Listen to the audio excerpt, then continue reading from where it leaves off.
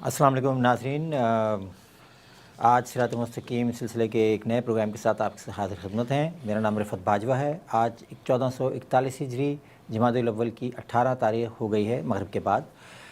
ناظرین، آج ہم اپنے موضوع پہ آنے سے پہلے کچھ بات کرنا چاہیں گے حج کے حوالے سے۔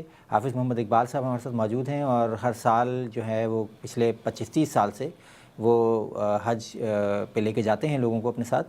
تو ہم پہلے ذرا اس کے اوپر تھوڑا سا بات کریں گے، اس کے بعد ہم اپنے موضوع کی طرف آئیں گے۔ تو حافظ صاحب، اس کے بارے میں تھوڑا سا بیان کیجیے گا ذرا، یہ جو حج پیکج پہ کیا اویلیبلٹی ہو رہی ہے اور کس طرح سے آپ لوگوں کو لے کے جاتے ہیں اس سلسلے میں۔ بسم اللہ الرحمن الرحیم، الحمدللہ رب العالمین والصلاة والسلام علی سید المرسلین، اما بعد فاعوذ باللہ من الشیطان الرجیم۔ ان اول بیت وضع للناس للذی ببکۃ مبارکا وہدی للعالمین فیہ آیات بینات مقام ابراہیم ومن دخلہ کان آمنا وللہ علی الناس حج البیت من استطاع الیہ سبیلا ومن کفر فإن اللہ غنی عن العالمین، صدق اللہ العظیم۔ محترم ناظرین، حج کے تعلق سے انشاءاللہ کچھ بات ہوگی اور پھر موضوع کی طرف علامات قیامت، کچھ باقی چیزیں ہیں وہ انشاءاللہ ان کو بعد میں ذکر کریں گے۔ چونکہ ابھی تقریباً یوں سمجھ لیجئے کہ رمضان شریف میں کوئی 100 دن باقی ہیں قریب، اور حج کے پیکیجز مکمل طور پر پورے ملک میں، امریکہ میں تقریباً اپنے جو بھی حضرات لے جانے والے ہیں تو انہوں نے پیکیجز لانچ کر دیے ہیں۔ تو ہم نے بھی الحمدللہ اس طریقے پر محنت کر کے کہ بہتر سے بہتر جو ہمیں پیکیج ملے جس میں حاجی کے لیے بہتری بھی ہو، تو الحمدللہ ہمارا پیکیج بھی آپ کے سامنے ہے۔ پیکیج کے تعلق سے تو میں انشاءاللہ بعد میں بات کروں گا، لیکن اس سے پہلے میں اپنے تعلق سے بات کروں گا اور پھر حج کی تھوڑی سی فرضیت کے تعلق سے میں بات کروں گا۔ ضرور۔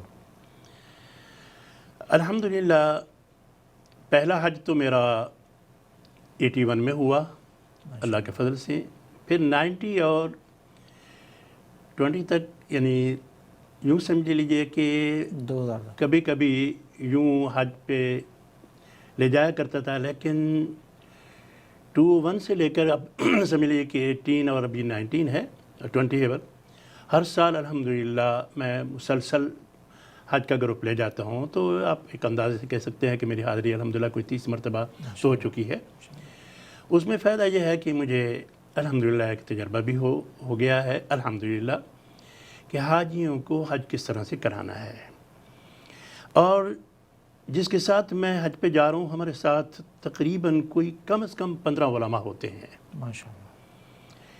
اور اس کے اندر ہر رکن اور ہر بہتر میری کوشش یہ ہوتی ہے کہ وہ رکن کی ادائیگی اور اس سے پہلے رات میں لوگوں کو بتلا دیا جائے کہ اب ہم نے حج کیسے کرنا ہے اور حج کا بہتر طریقہ کیا ہے۔ اور ہمارے ساتھ بے شک اور علماء جو انگلش بھی درس دینے والے ہیں، لیکن میرے ساتھ اور ہمارے کچھ گروپ ہے، تقریباً 600 لوگوں کا گروپ ہوتا ہے، مختلف انداز سے بٹے ہوتے ہیں۔ تو ان میں سے اکثر جو اردو کا معاملہ ہوتا ہے وہ میرے سپرد ہوتا ہے، اور خاص کر ماشاءاللہ عورتیں جو میرے ساتھ جاتی ہیں تو وہ حج کے تعلق سے بہت دعائیں دیتی ہیں، اور آدمی بھی۔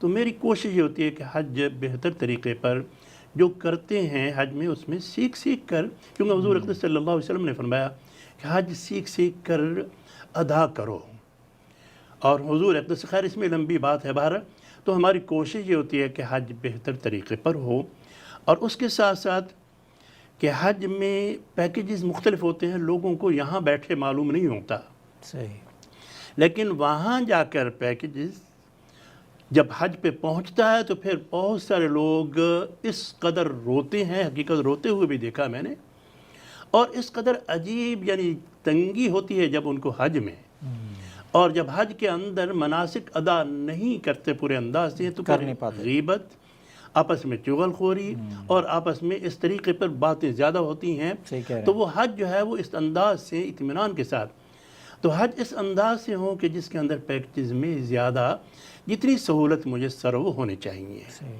حج کے مختلف انداز سے کئی پیکیجز ہوتے ہیں، تو ہم نے اس دفعہ جو پہلے بھی کافی تقریباً 10 سال سے میں VIP گروپ بھی ساتھ میں لاسٹ ٹائم اکانومی گروپ بھی اور اس دفعہ بھی اکانومی گروپ بھی ہے، لیکن وی آئی پی گروپ لاسٹ ٹائم مہنگا تھا، اس سال ہمیں بہت اچھے انداز سے وی آئی پی گروپ مل گیا ہے اور الحمدللہ آپ کے سامنے یہ موجود ہے۔ اس میں فرق کیا ہے ناظرین کہ کبھی بھی تو یہ دیکھیں، دو چیزیں دیکھا کریں۔ ایک تو حج نام ہے 8 ذی الحجہ سے 13 ذی الحجہ تک یا 12 تک، ان دنوں کا نام ہے حج۔ اب ان 8 ذی الحجہ سے لے کر یعنی مینا ہے، مزدلفہ ہے، عرفات ہیں، اور یہ اس میں آپ کو کہاں ٹھہرایا جا رہا ہے؟ تو چونکہ گرمی بھی ہوتی ہے اور سعودیہ کی گرمی، اور چونکہ رش بہت زیادہ ہوتا ہے، ٹریفک اور سموک اور یہ ساری چیزیں، تو حج کا جو یوں کہا جاتا ہے عربی زبان میں ممیزہ ٹینٹ، اور ہمارے ہاں یہ بولا جاتا ہے کہ وی آئی پی ٹینٹ۔ مطلب کیا ہے کہ جو حج کے دوران مینا میں جمرات کے پاس ٹینٹ ہوتے ہیں تو حاجی کے لیے یہ بہت سہولت ہوتی ہے کہ جیسے ہی ٹینٹ سے باہر آئیں گے تو قریب میں جمرات سے فارغ ہو کر اپنے واپس ٹینٹوں میں آ جاتے ہیں۔ تو یہ حج یاد رکھیے گا کم از کم $2300 اکانومی پیکج سے زیادہ ہوتا ہے۔ اکانومی پیکج سے $2300 زیادہ ہوتا ہے، $2200 سے $2300 یا اس سے بھی زیادہ، کہ جو جمرات کے پاس ٹینٹ ہیں اور جو نارتھ امریکن ٹینٹ ہیں وہ 3-3.5 میل دور ہوتے ہیں جمرات سے، تو اس میں بچے ہیں یا عورتیں ہیں، ان کے لیے واقعی مشکل ہوتا ہے وہاں سے آنا اور جانا۔ تو اس طرح سے جو جمرات کے قریب ٹینٹ ہیں تو سیدھے ساتھ اس کو آپ یوں سمجھیں کہ سب سے پہلی سہولت یہ ہے، نمبر 1۔ نمبر 2، پھر اکانومی گروپ میں بھی اور وی آئی پی گروپ میں بھی اگر حرم میں آپ پاس میں ہیں، مراد یہ ہے کہ بیت اللہ شریف کے قریب ہیں، آپ کی بلڈنگ کلاک ٹاور میں ہو یا مکہ ٹاور میں ہو یا پاس میں سراؤنڈنگ میں جو سب سے قریب ہے، حاجی کے لیے بڑی سہولت ہوتی ہے طواف کرنے میں، نماز پڑھنے میں، اور اس طریقے پر حاجی آرام سے حج کرتا ہے، کیونکہ ہر حال میں ہر حاجی کو جو بھی جائے گا تو پہلے اسے عمرہ کرنا پڑتا ہے اور پہلے اسے وہاں نمازیں پڑھنی پڑتی ہیں۔ اگر آپ کا پیکج یعنی ایسا سستا تو نظر آئے گا، لیکن اگر 1 میل دور ہے آپ کا حرم سے تو ٹریفک میں آپ ٹریفک میں ہی رہیں گے اور وہاں نمازوں میں آنا اور جانا۔ تو بعض ایسے پیکیجز ہوں گے کہ نارتھ امریکن ٹینٹوں کے ساتھ اگر یہ پیکج آپ کا حرم سے دور ہوا، آپ کے لیے بہت مشکلات ہوں گی، آپ کے لیے بہت مشکلات ہوتی ہیں۔ اس چیز کو ضرور دیکھیں کہ آپ جب حرم میں عمرہ یعنی حج سے پہلے جب آپ عمرہ کر رہے ہیں، اس کے بعد 3-4 دن آپ کی رہائش، آپ کہاں رہ رہے ہیں۔ اگر آپ دور رہ رہے ہیں، آپ کے لیے ہم نے دیکھا ہے کہ حاجیوں یا تو پھر کہتے ہیں ہم پولیس بلا رہے ہیں وہاں پر ان کے اوپر، یا آپس میں جھگڑا ہوتے ہیں، یا اس سے یہاں سے حاجی کو جانے کا پتہ نہیں ہوتا کہ وہاں کیا ہونا ہے۔ اب حاجی کہتا ہے کہ وہ جی اتنے پیکج سستے ہیں، تو یہ چیز جو بلڈنگ اگر آپ کی 1 میل دور ہے، آدھا میل دور ہے، وہ پیکج سستا ہوتا ہے، لیکن وہاں آپ ہر نماز میں حرم میں نہیں پہنچ سکتے۔ اور پھر مدینہ منورہ میں بھی اگر قریب کا ہے تو سب سے دلہ طیبہ، سارے حاجی ہمارے پسند کرتے ہیں کہ دلہ طیبہ۔ تو ہمارا یہ جو پیکج آپ کو نظر آ رہا ہے، نمبر 1 ہم سب سے پہلے جائیں گے مکہ مکرمہ میں، اور مکہ مکرمہ میں جا کر ہم عمرہ کریں گے۔ عمرہ کرنے میں جو کلاک ٹاور والی بلڈنگ ہے اس کے اندر بلڈنگ میں ہی ہم رہیں گے انشاءاللہ، اور اس کے بعد پھر 1 ذی الحجہ کو ہم جناب محمد رسول اللہ صلی اللہ علیہ وسلم کے پیارے شہر میں مدینہ میں پہنچیں گے، اور وہاں تقریباً کوئی 5 روز قریب وہاں پر ٹھہریں گے، اور اس کے پھر واپس آئیں گے، مینا کے قریب ٹھہریں گے، اور 1 دن ہم آرام کریں گے اور 1 دن کلاسیں ہوں گی۔ اس کے بعد 8 کی صبح کو ہم جمرات کے بالکل سب سے دارالسلام اور ہمارا بازو میں ہوتا ہے، کھانا ہمارا ایک ساتھ ہوتا ہے، دارالسلام کا کھانا اور ہمارا کھانا ایک ساتھ ہے، کوئی فرق نہیں ہوتا، کھانا ہے، باتھ روم ہے سارے اس کے اندر۔ تو ہمارا الحمدللہ ٹینٹ وغیرہ بالکل جمرات کے قریب ہے۔ یہ جو اس پیکج میں دعویٰ تو نہیں کرنا چاہیے، لیکن یہ جو پیکج ہمیں ملا ہے، یہ جو آپ کے سامنے ہے، یہ آج کل اکانومی میں بھی اتنے پہ جا رہے ہیں، اکانومی میں بھی اتنے پہ جا رہے ہیں۔ اور اس کا فائدہ کیا ہے؟ ایک تو یہ ہے نمبر 1، اور نمبر 2 کہ جب آپ مدینہ منورہ سے آ رہے ہیں واپس تو ایک اور عمرہ بھی مل جاتا ہے۔ माशाल्लाह। तो 2 उम्रें भी मिल रहे हैं और बेहतरीन पैकेज है। और इस अंदाज से जो पैकेज आपके सामने है, मेरा नहीं ख्याल कि इन प्राइस में कुछ और पैकेज भी मिल सकेगा। आप मालूम कर लेंगे, और माशाल्लाह हर एक को मालूम है एक बात। और फिर प्राइस पे मत जाइए, हमारी कोशिश ये होती है कि आपका हज सही तरीके से हो। ज़्यादा हमारी कोशिश ये है कि आप हज सही तरीके से, मेरी ज़ियारतें माशाल्लाह मशहूर है मदीना मुनव्वरा में। हम खजूरों भी बाग से जाकर लेते हैं। हमारी ज़ियारत मेरे ख़्याल में अल्हम्दुलिल्लाह मैंने तो हाजी जब आता है तो ज़ियारतें हम सिर्फ 4 ज़ियारतें नहीं, बल्कि मदीना मुनव्वरा में एक हमारे शेख उमर हैं, वो हमारी ज़ियारतें के लिए साथ में होते हैं। और यूँ समझिए कि पूरे मदीना मुनव्वरा में जहाँ जहाँ हदीस, जहाँ जहाँ जो वाक़या पेश आया, ये सारे हम ज़ियारतें कराते हैं अल्लाह के फजल और करम से। ये तो बात ये होती है। अब उसके साथ थोड़ी सी बात ये ज़रूर समझिए, मैंने आपके सामने जो आयत पढ़ी है, हुज़ूर अक़दस सल्लल्लाहु अलैहि वसल्लम ने दलील के तौर पर इस आयत को पढ़ा जो मैंने आपके सामने पढ़ी है। ये 4था पारा है, सूरह आल इमरान है, पहला रुकू है, उसके दरमियान में ये बात कि सबसे पहला घर जो अल्लाह का बनाया गया है ज़मीन के ऊपर, ये है बैतुल्लाह शरीफ। इसी के अंदर बरकतें हैं, इसी के अंदर पूरे जहां वालों के लिए हिदायत है, ज़रिया हिदायत है। और उसके बाद फरमाया कि वलिल्लाहि अलन्नासि हज्जुल बैत, अल्लाह के लिए, या अल्लाह के घर की ज़ियारत करना उसके लिए जो इस्तिताअत रखता हो, मन इस्तताअ इलैहि सबीला, उसके लिए हज है। जनाब रसूलुल्लाह सल्लल्लाहु अलैहि वसल्लम ने इसकी वजाहत फरमाई और फरमाया कि जिसके ऊपर हज फ़र्ज़ है और उसने फिर हज नहीं किया, लफ्ज़ है हुज़ूर अक़दस सल्लल्लाहु अलैहि वसल्लम के कि अगर हज फ़र्ज़ होने के बाद अगर उसने हज नहीं किया, चाहे वो यहूदी होकर मरे चाहे नसरानी होकर मरे, ये लफ्ज़ है आप सल्लल्लाहु अलैहि वसल्लम के। और फिर आपने फरमाया कि ऐसा ना हो कि तुम्हें कोई आर्ज़ा पेश आ जाए। क्या मतलब कि बीमारी पेश आ जाए, क्या मतलब कि रुकावट पेश आ जाए, क्या मतलब अभी तुम कर सकते हो बाद में ना कर सको। इस वजह से जब हज फ़र्ज़ हो जाए इंतज़ार मत करो, वरना चाहे यहूदी होकर मरो चाहे यहूदी, मुझे कोई परवाह नहीं। ये हदीस पाक के अल्फाज हैं। आपने फिर ये दलील के तौर पर यह आयत पढ़ी, वमन कफ़रा फ़इन्नल्लाह गनिय्युन अनिल आलमीन, जिसने कुफ़र किया, अल्लाह ताला जहाँ वालों से, कुफर करने वालों से बेपरवाह है। ये आपने दलील के तौर पर आयत पढ़ी कि हज फ़र्ज़ है तो हज के, तो इस एतबार से अब ये मत सोचिए कि हज बाद में, नहीं, जितने आप पहले तैयारी कर लेंगे, क्योंकि हज के लिए, हज ज़िंदगी में एक दफ़ा फ़र्ज़ है, बाद में दराजात की बुलंदी है।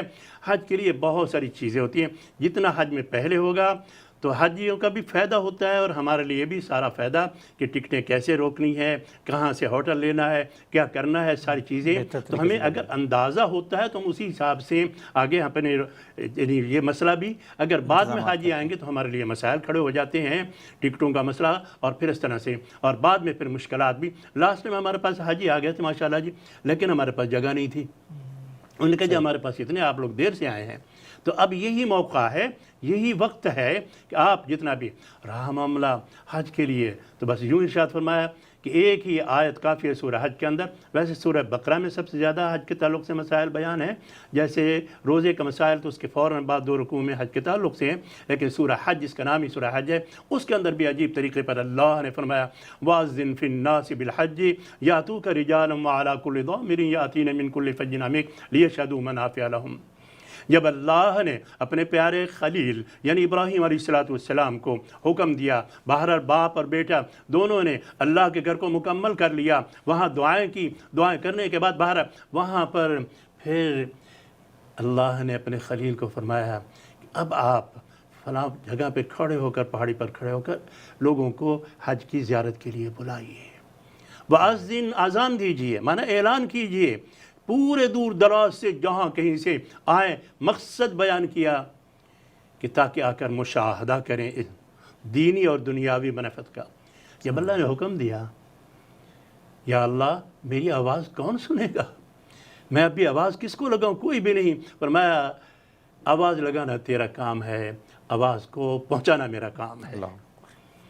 और फिर उसको जिस वक़्त भी फरमाया कि जिसने भी कहा लब्बैक, रूहों ने, हमारी रूहों ने ये कहा कि लब्बैक अल्लाहुम्मा लब्बैक ला शरीका लक लब्बैक इन्नल हम्दा वन निअमत लक वल मुल्क ला शरीका लक। माना क्या है, आपको याद है जी बाजवा साहब जब स्कूल में जब पढ़ते थे तो उस्ताद कहता था कि आज ये कौन हाज़िर है, तो हम कहते हैं लब्बैक, جی تو لبیک کا معنی کیا ہے کہ لبیک کا معنی کیا ہے؟ تلبیہ کا معنی کیا ہے کہ یا اللہ آپ نے اپنے خلیل کے ذریعے سے اور اپنے حبیب جناب رسول اللہ صلی اللہ علیہ وسلم کے ذریعے سے آپ نے اپنے گھر بلایا، ہم حاضر ہیں۔ یہ معنی کہ لبیک ہم حاضر ہیں۔ پھر آگے شعار ہے لبیک کا۔ تو بہرحال ناظرین، اگر آپ ہمیں موقع دیں گے، حج ہمارے ساتھ کریں گے انشاءاللہ، مجھے امید ہے، بلکہ آپ میرے ساتھ جس نے بھی حج کیا ہے، جس نے بھی میں تو شمار نہیں کر سکتا کتنے لوگوں نے میرے ساتھ حج کیا ہے، نہ کوئی تعداد میرے پاس ہے، لیکن اتنا ضرور ہے کہ الحمدللہ 25-30 سال ہونے والے ہیں،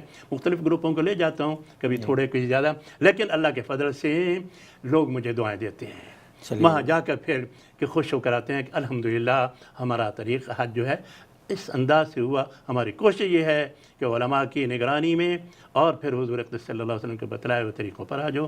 تو امید ہے کہ آپ اس پیغام کو آگے لوگوں تک پہنچائیں گے، لیکن جتنا جلدی بہتر ہوگا۔ اور آپ یہ نمبر بھی آپ دیکھ رہے ہوں گے، بلکہ بار بار انشاءاللہ دکھائیں گے، اور یہ نہیں تو آسان نمبر ہے، اگر یہ ہو سکتا ہے تو آپ وہاں مدرسہ اسلامیہ میں فون کر لیجیے، بہت آسان نمبر ہے 713-772-7000، اور نہیں تو یہ نمبر بھی خاور علی کا، یہ دینی اعتبار سے میں کام کرتا ہوں، باقی یہ میری ہیلپ کرتے رہتے ہیں خاور علی، اور یہ جو ہے آپ نمبر 832-359-7789 اور آگے کا نمبر بھی نوٹ کر لیجئے۔ اگر نمبر یاد نہ رہے یا میرا نمبر یاد نہ رہے تو آپ مدرسہ اسلامیہ فون کر کے انشاءاللہ آپ کو نمبر پورا مل جائے گا، پھر دوبارہ 713-772-7000۔ بہت شکریہ حافظ صاحب، ہم ایک وقفہ لیتے ہیں اور پھر اس کے بعد انشاءاللہ واپس آتے ہیں۔ ناظرین ہمارے ساتھ رہیے گا۔ ناظرین پروگرام میں دوبارہ خوش آمدید۔ وقفے سے پہلے ہم کچھ گفتگو کر رہے تھے حج پیکیجز کے حوالے سے جو حافظ محمد اقبال صاحب بیان کر رہے تھے جن کے بارے میں میں حافظ صاحب آپ سے اسی سلسلے میں ایک چھوٹی سی بات کرنا چاہتا ہوں موضوع پہ واپس آنے سے پہلے، کہ یہ اکثر لوگ جو ہوتے ہیں وہ قابل استطاعت، ان کی استطاعت تو ہوتی ہے حج کرنے کی، لیکن وہ عمرہ کرنا پریفر کرتے ہیں۔ تو یہ ذرا تھوڑا سا لوگوں کو بتا دیں عمرہ اور حج میں آخر فرق کیا ہے، بعض لوگوں کو نہیں پتہ۔ جی بسم اللہ الرحمن الرحیم۔ دیکھیے ایسا ہے کہ اگر کوئی آدمی جس کے اوپر ظہر نماز یعنی عصر ہے، مغرب ہے، عشاء ہے، فجر ہے، فرض نماز فرض ہے، تو حج کے بھی اسلام لانے کے بعد یعنی شہادتین کے بعد 4 فرائض ہیں، ان میں سے حج ہے۔ جس طرح سے نماز، اگر کوئی آدمی نماز اس کے اوپر فرض ہے یا حج بھی فرض ہے، اب نماز فرض سے پہلے اگر کوئی آدمی نوافل پڑھتا رہے اور حج یعنی وہ فرض ادا نہ کرے تو کیا ادا ہو جائے گا؟ نہیں ہو جائے گا۔ تو اسی طریقے پر عمرہ فرض نہیں ہے، واجب نہیں ہے، ہاں حج سے پہلے واجب ہے، حج سے پہلے ضروری ہے، اسی لیے جب جاتے ہیں تو آپ پہلے عمرہ ہاں حج سے پہلے ضروری ہے، واجب ہے عمرہ، لیکن اس سے پہلے کوئی واجب بھی نہیں ہے، فرض بھی نہیں ہے، ہاں اچھی بات ہے، سنت ہے۔ اس طرح سے جیسے فرض نماز سے پہلے آپ نوافل پڑھ رہے ہیں، لیکن نوافل وہ جو حج کی سنت جو مؤکدہ ہیں یا وہ چیزیں ہیں وہ فرض نماز سے پہلے، لیکن عمرہ حج سے پہلے والا واجب ہے، لیکن اس سے پہلے حج کوئی عمرہ واجب نہیں ہے۔ ایک اچھی بات ہے، ثواب کی بات ہے، لیکن ہرگز وہ حج فرض ادا نہیں ہوگا۔ کوشش یہ کرنی چاہیے کہ اگر آپ استطاعت ہے تو آپ حج کریں، حج ہی کریں۔ ہاں اگر دیکھیے حج تو عمرہ کہاں کا نام ہے؟ عمرہ تو بیت اللہ شریف مکہ شریف کا نام ہے، وہ تو وہیں پر ہی ہے نا جی، ماشاءاللہ۔ حج تو بہت فرق ہے، لیکن حج تو نام ہے 8 ذی الحجہ سے 12 ذی الحجہ تک، حج مشکل ہے، ماشاءاللہ۔ عمرہ تو بہت آسان ہے، عمرہ تو اتنا آسان ہے الحمدللہ، کیوں کہ اسی جگہ پہ رہنا ہے، اس لیے کہ آپ بیت اللہ شریف میں رہنا ہے، طواف کرنا ہے، حضور اقدس صلی اللہ علیہ وسلم کی زیارت ایک اچھی بات ہے۔ میں یہ نہیں کہہ رہا ہوں کہ عمرہ نہ کریں، لیکن عمرے کے پیسے ہیں اگر تو یہی بچا کر حج کیوں نہ کیا جائے، فرض پورا کریں، فرض پورا۔ تو لوگ اچھا اگر آپ عمرے پہ جائیں گے بھی تو حج کے تعلق سے کچھ معلومات نہیں ہوں گی، حج کے تعلق سے صرف آپ یہاں پر دیکھ لیں گے، لیکن حج جو اصل ماشاءاللہ حج کے تعلق سے جو مینا میں ہے، حج کے تعلق سے جو عرفات میں ہے، حج کے تعلق سے حتیٰ کہ آپ یہ سمجھیے، میں ایک تھوڑی سی مثال دوں گا کہ اگر کوئی آدمی مینا میں 5 نمازیں سنت ہیں، یعنی 8 ذی الحجہ کو ظہر، عصر، مغرب، عشاء، فجر، کوئی آدمی یوں کہے آج بیت اللہ شریف میں مجھے فجر یعنی جماعت یعنی یہاں پر ادا کرنی ہے اور اس کے بعد میں طواف کروں گا اور میں مینا میں جا کر حج اس کے اوپر ہے، مینا میں نہیں جاؤں گا، میں یہیں پر طواف کرتا رہوں گا، نہیں، وہ 1 لاکھ کا ثواب نہیں ملے گا یہاں پر اب، وہ وہیں پر ملے گا، وہ منہ میں ہی ملے گا، وہ چیزیں جو ہے وہ اصل تو حج وہاں پر ہے۔ بہرحال آپ کے اچھا ہوا سوال۔ اچھا ایک اور بات بھی لوگوں میں، اس کو مولانا تقی صاحب عثمانی مدد اللہ تعالیٰ ان کی زندگی میں برکتیں عطا فرمائے، انہوں نے بہت وضاحت سے لکھا ہے۔ لوگ ٹال مٹول کرتے ہیں، جی ہاں، لوگ ٹال مٹول کرتے ہیں، ہاں جی ابھی بعد میں۔ اچھا بعض لوگوں کے ذہن میں پتہ کیا ہے جی، وہ شیطان کی طرف وہ کہتے ہیں جی حج کریں گے تو پھر بڑا نیک ہونا پڑے ہاں گا، پھر اس کے بعد تو ہمیں اچھا تو پھر وہ اچھا یہ شیطانی وسوسہ ہے کہ کیا بعد میں ہم نیک بن جائیں؟ آپ کو کیا گارنٹی ہے بعد میں نیک بن جائیں گے؟ ہم نے کہہ دیکھا کہ حج کر کے آتے ہیں پھر اس طرح سے ویسے رہتے ہیں، اسی طرح سے رہتے ہیں۔ نہیں، یہ مت سوچئے کہ ہم ایک ہی دفعہ پاک صاف ہو کر آ جائیں گے، پھر جنید بغدادی بن جائیں گے اور پھر اس کے بعد ہم کیا ہے کہ کوئی گناہ نہیں کریں گے، کہ کوئی گارنٹی نہیں ہے۔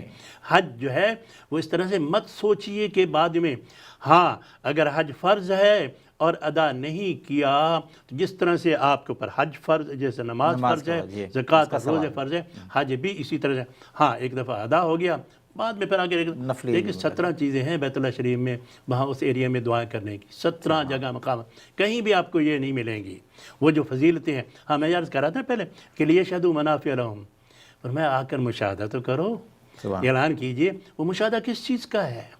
ارے مشاہدہ اس چیز کا ہے کہ پورا قرآن مکہ میں اور مدینہ میں نازل ہوا، بے شک پورا قرآن مجید، وہ جگہ، وہ محبت جبرائیل، وہ جبرائیل علیہ السلام جو وہ ایک جگہ پر، وہ جو وہاں پر دعائیں ہیں، پوری دنیا میں کہیں نہیں دعائیں ملیں گی، کہیں بھی وہ دعائیں نہیں ملیں گی، برکت والی چیزیں۔ تو اس لحاظ سے تو فرمایا کہ آئیں لیشہدوا منافع لہم۔ بہرحال اچھا ہوا آپ نے سوال کیا، لیکن ٹال مٹول بعض لوگ کیا کرتے ہیں، او جی میں ابھی بچوں کی شادی کرانی ہے، جی ہاں، پہلے اور سے شادی فارغ پہلے فارغ ہو جائیں، وہ بھی تو فرائض ہیں بھئی، وہ فرائض ہیں اتنے ڈیکوریشن کے ساتھ اور اتنے وہ چیزوں کے ساتھ فرائض نہیں ہے، فرائض ہیں۔ حج فرض ہے، حج فرض ہے تو پھر ہاں بعض لوگ یہ پوچھتے ہیں جی میرے اوپر قرضہ گھر کا اتنا ہے جی، اچھا گھر کا قرضہ کتنا ہے جی؟ وہ تو 30 سالوں میں پورا ہوگا آپ کا گھر کا قرضہ۔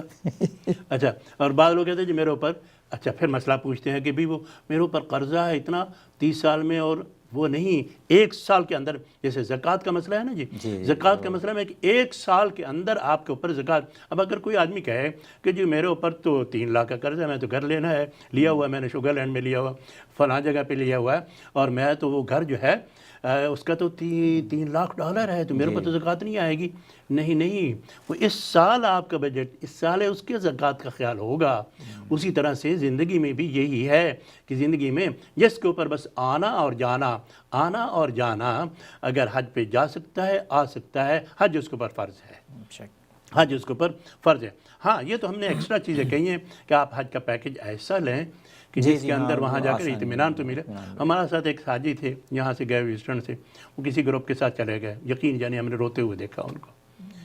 وہ کہتے ہیں میری بیوی ساتھ میں ہے اور میں جہاں جاتا ہوں اور آگے مسئلہ چلنا، تو اس دوران یہ ضرور پیکج فرق ضرور ہوتا ہے، لیکن حج میں اطمینان ہوتا ہے آپ کے رہنے سہنے کی جگہ، اور پھر آپ ایسے انداز سے، ہمارے یہاں تو آپ کو خوشخبری سناؤں میں کہ جب بھی میں اکثر حج پہ گیا ہوں تو ہمارے یہاں آخری دنوں میں مولانا مکی صاحب بھی بیان کرتے ہیں، سبحان اللہ، مولانا مکی صاحب کو لوگ کرتے ہیں وہاں زیارت کرنے کے لیے، اکثر ہمارے یہاں پر آ کر، تو وہاں پر مکی صاحب کا بیان ہوتا ہے، ہمیں ان کے ساتھ خاص کر آخری دنوں میں، اور پیر ذوالفقار صاحب کا بھی بیان تقریباً جب سے میں جا رہا ہوں کافی عرصے سے ان کا بیان لوگ سنتے ہیں شوق سے، اور ہمارے علماء بہت آتے ہیں الحمدللہ، ہمارے پاس علماء کے گروپ بہت زیادہ ہوتے ہیں، علماء کی کوئی ملنے کے لیے آ رہے ہیں کوئی اس طرح سے، تو ہم فائدہ بھی اٹھاتے ہیں۔ مجھے جو مسئلہ نہیں معلوم ہوتا میں الحمدللہ ان سے پوچھتا، لیکن اس بات کو بہت جاننا ضروری ہے، آپ کا طواف کس وقت کرانا چاہیے، آپ طواف کون سا رش کم ہوتا ہے، کس جگہ پہ آپ کے لیے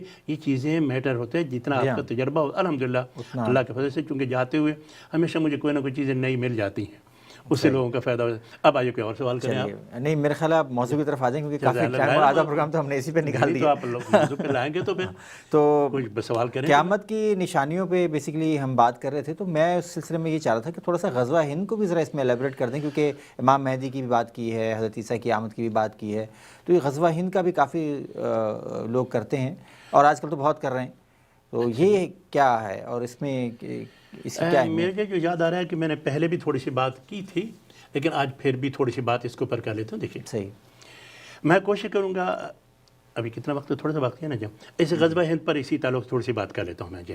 وہ کیا جی لوگ پوری بات نہیں کرتے, تھوڑی سی ادھوری بات سن کر پھر اس کے بعد اس سے نتیجے نکال رہے ہیں نکالے. غزوہ ہند آپ یوں سمجھیے کہ اللہ رب العزت نے حضرت آدم علیہ السلام کو ہند میں اتارا, ٹھیک ہے, یعنی سری لنکا کہیے جو بھی جگہ کہیے وہاں اتارا, اور پھر اللہ کے گھر کی تلاش کے لیے, اللہ کے گھر پہ آنے کے لیے, طواف کے لیے, حج کے لیے وہاں پر, اور ظاہر بیوی کی تلاش کے لیے بھی جی معاف کرنا کہ بیوی بھی وہاں پر دونوں تو تھے, جنت میں اتارا ان کو علیحدہ علیحدہ. جدہ کو جدہ کیوں کہتے ہیں؟ کہ اس لیے کہ وہاں ان کی نسبت ہے جدہ دادی. اچھا جبل نور کو کیوں کہتے ہیں؟ جبل رحمت کو کہتے ہیں. میں تو لوگوں کو نقشہ بتلایا کہ اوپر جا کر یہ جگہ تھی جہاں حضرت آدم علیہ السلام, عرفات کو عرفات جہاں اور وجہ ہے, عرفات کو عرفات کیوں کہتے ہیں؟ یہ بھی ہے کہ وہاں پہچان ہوئی تھی حضرت آدم اور حضرت حوا دونوں ملے تھے جبل نور پر. اچھا جبل نور کا جو ایک کنارہ ہے اس کنارے پر ایک خاص جگہ ہے, تو وہاں پر ان کا قیام ہوا. جبل نور پر جو سارے حاجی میدان عرفات میں جاتے ہیں نا وہاں پر, تو وہ میدان عرفات, تو خیر تو وہاں پر حضرت آدم علیہ السلام آئے, پھر واپس حج وغیرہ کر کے جو یہ طواف کر کے پھر واپس گئے, پھر واپس انڈیا ہی گئے. اب حضرت نوح علیہ السلام کے کئی بیٹے تھے. اچھا ان کے آگے پوتے ہیں, ان کا نام تھا کوش بن حام.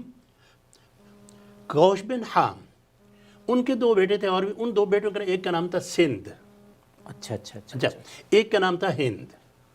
صحیح. حضرت نوح علیہ السلام کے پوتے کا نام کیا تھا؟ دو پوتے, ان کا نام, ایک کا نام کیا تھا؟ سندھ تھا, ایک کا نام ہند تھا.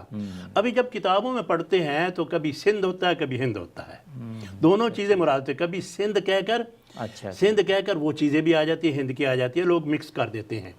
دونوں چیزیں مراد, دونوں بھائی تھے ہند اور سندھ. اچھا اب سندھ کے تعلق سے بھی بشارتیں, یعنی محمد بن قاسم رحمۃ اللہ علیہ حجاج کے کہنے پر وہ بھی فتح ہوا, ایک بات. اچھا ہند کے تعلق سے بھی حضور اقدس صلی اللہ علیہ وسلم نے بشارتیں سنائی, اور حضرت ابو ہریرہ رضی اللہ تعالیٰ عنہ اتنی فضیلت بیان کی کہ وہ افضل الشہداء ہوں گے جو غزوہ ہند میں حصہ لیں گے, اور وہ بڑی تیاری میں. یہ تو دیکھیے یہ چیزیں شوق کے لیے ہوتی ہیں اور اشتیاق و ثواب حاصل کرنے کے لیے ہوتی ہیں.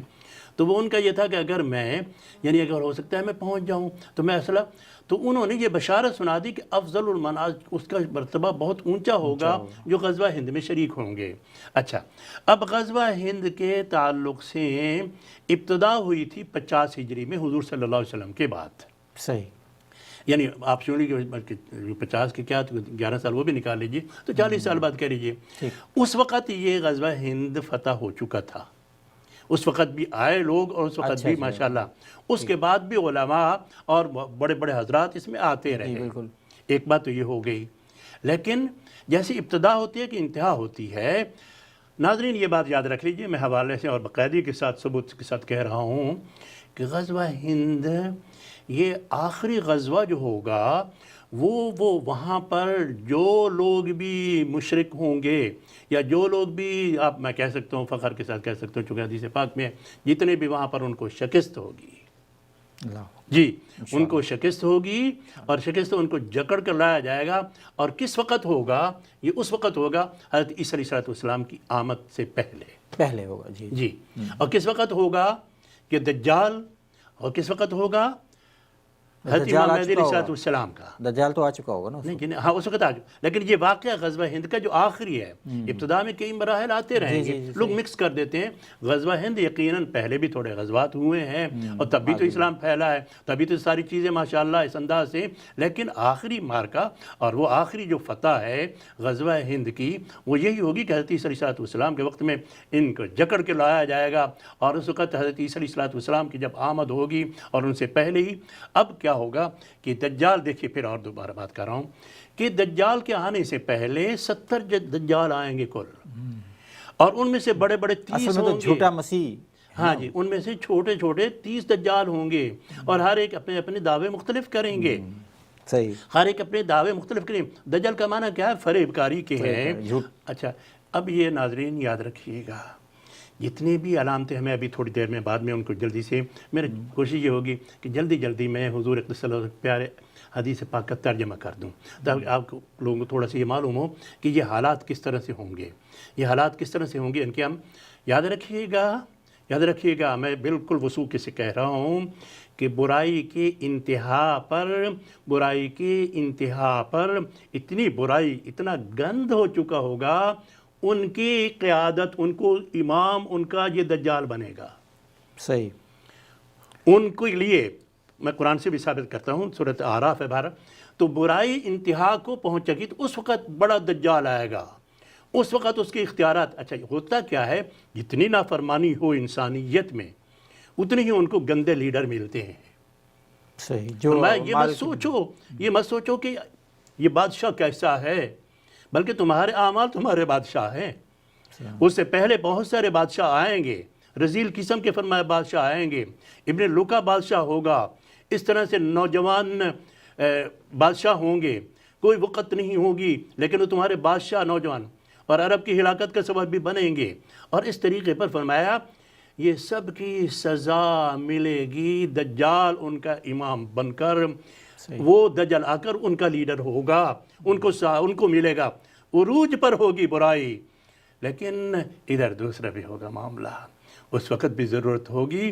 تو جناب رسول اللہ صلی اللہ علیہ وسلم نے فرمایا میری اولاد میں سے، اب ناراض نہ ہوجیے، میں میرے کو وضاحت کر دیتا ہوں تاکہ لوگ کنفیوز نہ ہوں، ہمارے ہاں وہ پیدا نہیں ہوئے، ہاں لوگ تو کہہ رہے ہیں کہ وہ پیدا ہو چکے ہیں امام مہدی۔ اچھا ہمارے ہاں وہ پیدا نہیں ہوئے، ہمارا عقیدہ ہے اہل سنت والجماعت کا کہ وہ خلیفہ ہوں گے، وہ حضور اکرم صلی اللہ علیہ وسلم کی اولاد میں سے ہوں گے، اور اولاد میں سے تو وہ خلیفہ ہوں گے، اور وہ اس وقت دجال کا مقابلہ، بعض لوگ اپنے حساب سے وہ کہتے ہیں جی وہ 12واں امام غائب ہو گیا، وہ غائب ہو کر آ جائے گا، وہ خلافت نہیں مانتے، وہ امامت مانتے، وہ امام غائب ہے۔ اور وہ کیا کہتے ہیں، میں لفظ بول دوں ناظرین سمجھ لیجیے، مجھے برا نہ کہیے گا، وہ کہتے ہیں کہ امام جو ہے نبی سے بھی زیادہ مقام رکھتا ہے، وہ کہتے ہیں امام نبوت رسالت سب سے بڑا، تو وہ نہیں، ہمارا امام سے بڑا مقام ہے، نبوت کا ہے،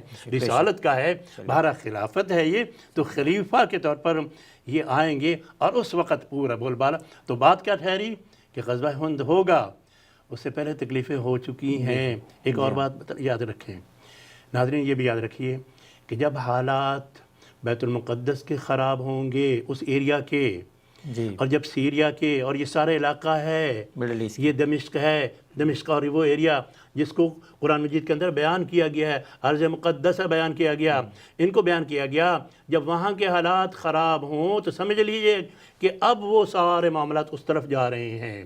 اگر اس علاقے کے حالات صحیح ہیں تو دنیا میں امن رہے گا، اور اس علاقے کے حالات خراب ہیں تو دنیا میں بد امنی ہوگی۔ ایک اور میں نشانی کہہ دیتا ہوں کہ جب اللہ تعالیٰ ناراض ہوتے ہیں اس وقت بیت المقدس مسلمانوں کے پاس نہیں رہتا، اور پھر کوئی آئے گا وہ ان کو چھڑا کر مسلمانوں کو واپس کرائے گا۔ بہرحال جی چلیں حضرت، اب وقفہ ایک لے لیں، پھر واپس آ کے اس گفتگو کو جاری رکھیں گے۔ ناظرین ہمارے ساتھ رہیے، ہم ابھی واپس آتے ہیں۔ ناظرین پروگرام میں دوبارہ خوش آمدید۔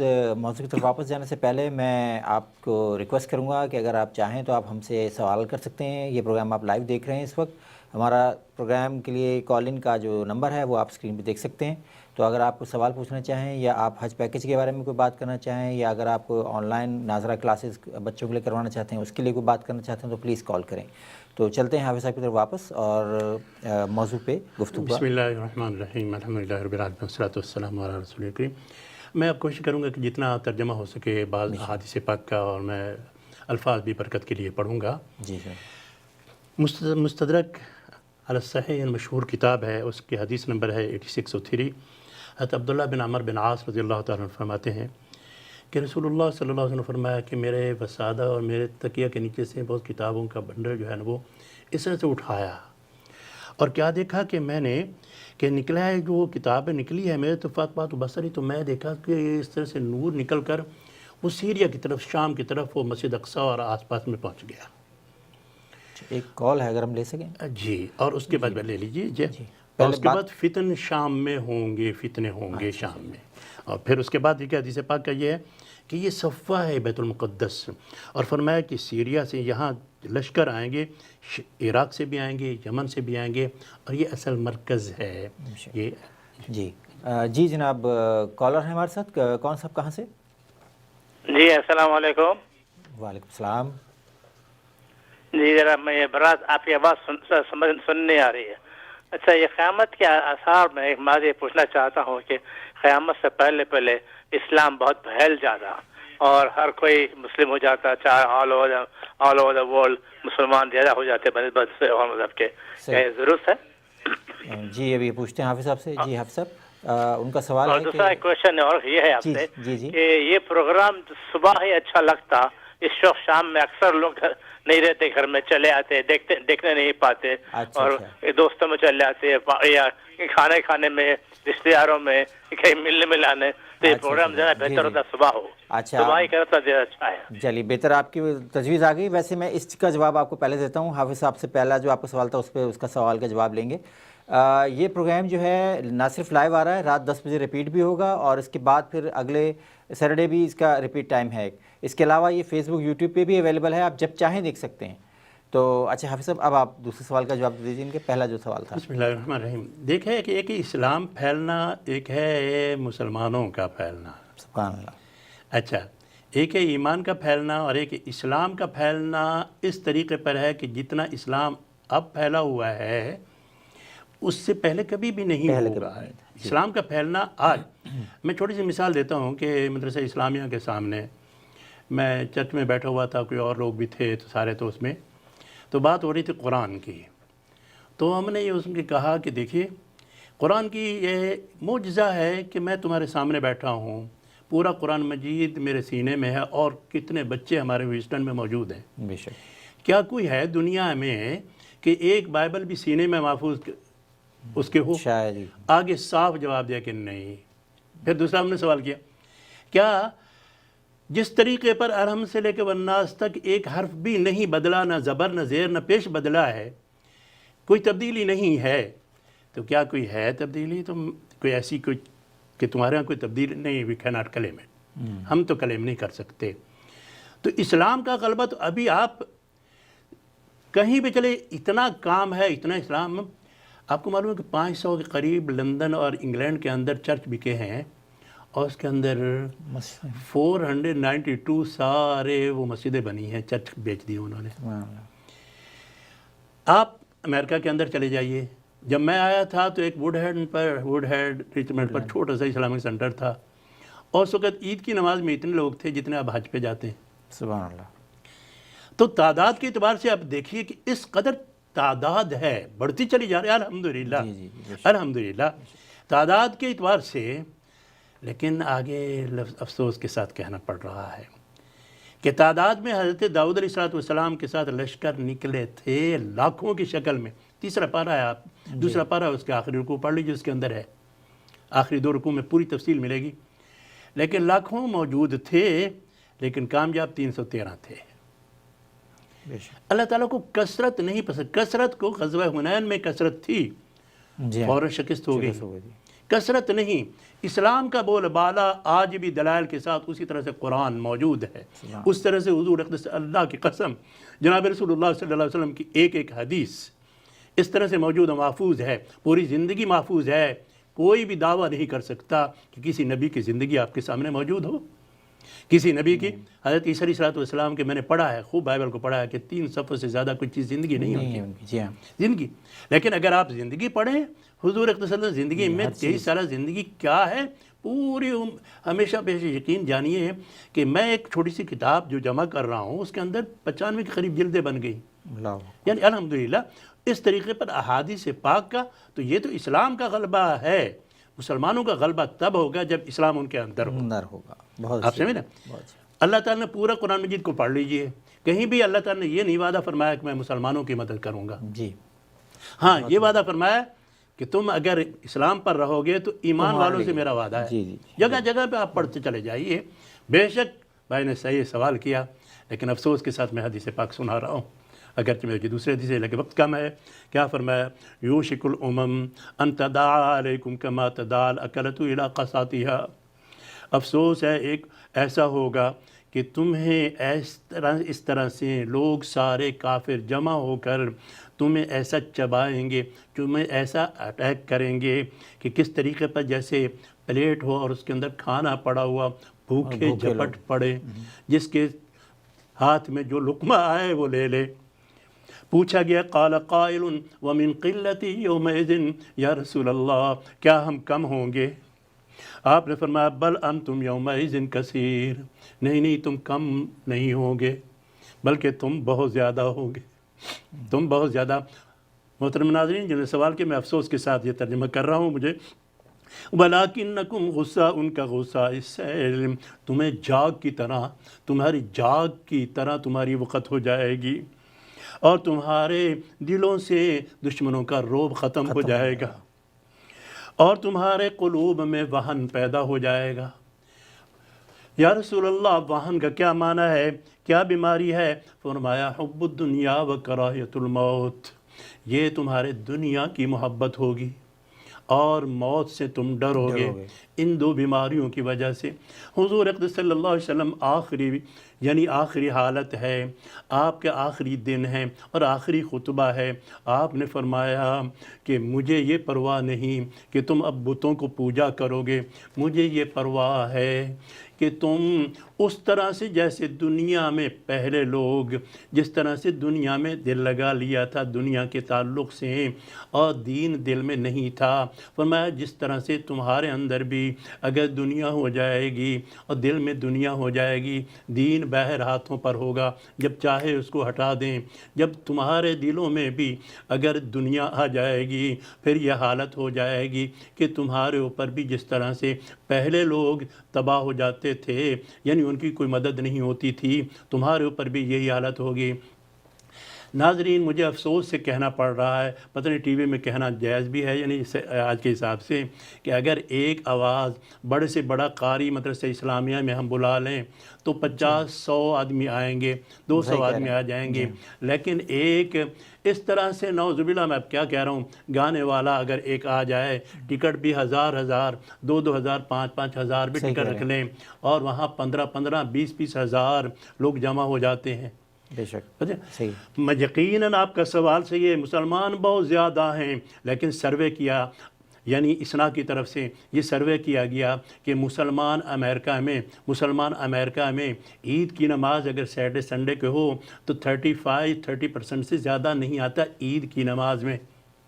عید کی نماز میں مسلمان 30 سے 35% سے زیادہ نہیں آتا، اور جمعہ عیدین کی نماز تو یہ ہوگی مسئلہ، جمعہ کی نماز میں زیادہ سے زیادہ 15% ہے، زیادہ سے زیادہ 15% ہے، اور باقی 5 نمازوں کی بات تو چھوڑی، فجر کی نماز میں 1% بھی مسلمان نہیں آ رہا، پھر کہیں گے کہ بدر والے اور اس طرح سے وعدے پورے ہو جائیں؟ نہیں، یہی تو قرآن مجید کے اندر یہی تو ہمیں سکھلایا گیا۔ بہرحال فرمایا کہ تمہارے اندر دنیا کی محبت ہو جائے گی، اور پھر نبی کریم صلی اللہ علیہ وسلم نے فرمایا کہ تمہیں آ کر اس طرح سے تم آپس میں لڑو گے۔ یا رسول اللہ، کیا ہمیں ختم دوسرے کریں؟ فرمایا تم آپس میں لڑو گے، آپس میں ایک دوسرے کو قتل کرو گے، یہ بھی وقت آنے والا ہے۔ اب آئیے چند ایک احادیث پاک، میں جلدی سے، اگر وقت کم ہے میں کچھ تھوڑی سی احادیث پاک پڑھ سکیں گے ہم، کیونکہ ٹائم بہت کم رہ گیا ہے، جب میں بس ترجمہ ہی کروں گا جلدی سے۔ کیا فرمایا نبی کریم صلی اللہ علیہ وسلم نے کہ قیامت سے پہلے زمانہ عن تقارب زمان قبل قیام الساعہ، کہ قیامت سے پہلے وقت بڑا جلدی گزرے گا، وقت اس طرح سے جلدی گزرے گا کہ سال مہینوں میں مہینے، جمعے میں دن، اس طرح سے قریب زمان وقت گزرتا چلا جائے گا۔ اور پھر نبی کریم صلی اللہ علیہ وسلم نے فرمایا کہ قیامت سے پہلے سونے کا پہاڑ ظاہر ہوگا اور اس کے اوپر لڑائیاں ہوں گی، اور اس کے اوپر پھر نبی کریم صلی اللہ علیہ وسلم نے فرمایا کہ لا تقوم الساعہ حتیٰ یکثر الحرج، کہ قیامت قائم نہیں ہوگی جب تک کہ حرج نہ ہوگا۔ حرج کا معنی کیا ہے؟ کہ قتل ہوگا۔ قتل کا معنی کیا ہے؟ کہ ہر طرف قتل ہی قتل، ایک چھوٹی سی بات پر بھی قتل ہو رہا ہوگا۔ اور پھر یہ بھی فرمایا کہ نبی کریم صلی اللہ علیہ وسلم نے کہ عرب کی زمین میں نہریں جاری ہو جائیں گی اور اس طرح سے زمین آباد ہو جائے گی، انہارا، نہریں بہت ہو جائیں گی اور خوب رونق اور سبزہ بڑھتا چلا جائے گا۔ پھر نبی کریم صلی اللہ علیہ وسلم نے فرمایا لَتَرْكَبُنَّ سُنَنَ مَنْ قَبْلَكُمْ، اور تم اسی وہی روش اختیار کرو گے جو تم سے پہلے باغی لوگ کرتے تھے، تم ان کے ہر قدم بقدم ان کے برابر تم ان کی نقالی کرو گے۔ لَتَتَّبِعُنَّ سُنَنَ الَّذِينَ قَبْلَكُمْ شِبْرًا بِشِبْرٍ، کہ تم ان کی طرح اس طرح سے ایک بلشت ایک دوسرے کے برابر، ہاتھ ایک دوسرے کے ہاتھ برابر، یہاں تک کہ اگر کوئی سانپ کے سوراخ میں کوئی اگر ہاتھ ڈالے گا پاؤں، تم بھی یہ کوشش کرو گے، تم بھی اسی طرح سے۔ فرمایا کہ اس طرح سے بادروا بالاعمال، کہ کوشش کرو اچھے اعمال کی، قبل اس کے کہ بہت سارے فتنے ہوں، کہ قطع اللیل المظلم، اندھیرے رات کی طرح اس طرح سے فتنے آئیں گے۔ یصبح الرجل فیہا مومنا، کبھی صبح آدمی مومن ہے، ویمسی کافرا، حالات ایسے ہو جائیں گے کہ شام کو کافر ہو جائے گا، ویصبح کافرا، صبح کافر ہے، شام کو کیا ہو جائے گا، مومن ہے۔ پھر اس طرح سے یبیع دینہ بعرض من الدنیا، لوگ جو ہیں اپنے دین کو دنیا کی خاطر بیچ ڈالیں گے۔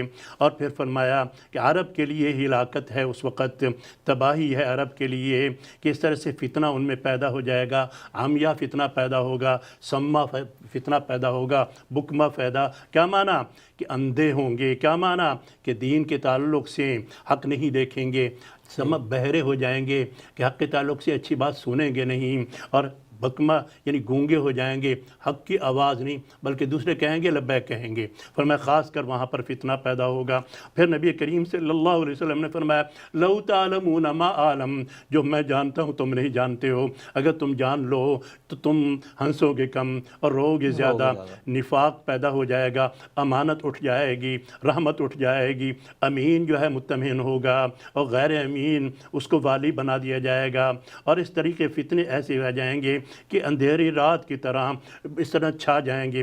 نبی کریم صلی اللہ علیہ وسلم نے فرمایا کہ حالات ایسے ہو جائیں گے کہ آدمی قبر سے گزرے گا، کہے گا یعنی لیتنی، کاش کہ میں یہاں پر ہوتا۔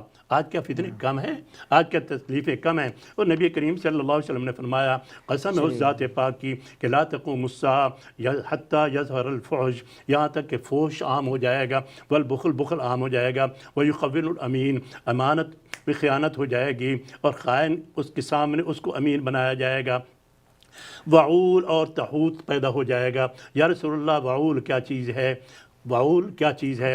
فرمایا کہ وجوہ الناس و اشرافہم، اس طرح سے غلط قسم کے لوگ ان کی قیادت کریں گے، وہی ان کے والی ہو جائیں گے، وہی ان کے پریزیڈنٹ بنیں گے، وہی ان کے کیا بنیں گے، وزیر اعظم بنیں گے، وہی ان کے۔ فرمایا جس طرح سے یہ حالات، یہ پھر نبی کریم صلی اللہ علیہ سر وسلم۔ ہمارے وقت شو ختم ہو گیا ہے، آئی ایم ویری سوری، آپ اس کو اگر جملہ کمپلیٹ کر لیں تو اچھی بات ہے۔ بہرحال بس اللہ سے دعا مانگتے رہیں کہ اللہ تعالیٰ ہمارے تمام فتنوں سے ہمارے حفاظت فرمائے، اور اگر ہو سکے تو جمعہ کے دن سورہ کہف پڑھیں گے اور اللہ تعالیٰ تمام فتنوں سے حفاظت فرمائیں گے، اور اگر نہیں تو سورۃ کہف کی پہلی 10 آیتیں اور سورۃ کہف کی آخری 10 آیتیں یاد کر لیجئے، جس طرح سے اللہ تعالیٰ نے ان غار والوں کو 300 سال تک اور 309 سال تک ان کی فتنوں سے حفاظت فرمائی، تب دجال اور دجالیوں کی فتنوں سے بھی ہماری حفاظت فرمائیں گے۔ اور وہ اذکار رکھیے اور جو صبح و شام حضور اقدس صلی اللہ علیہ وسلم نے بتلائے ہیں، بہرحال دعا کیجیے کہ اللہ تعالیٰ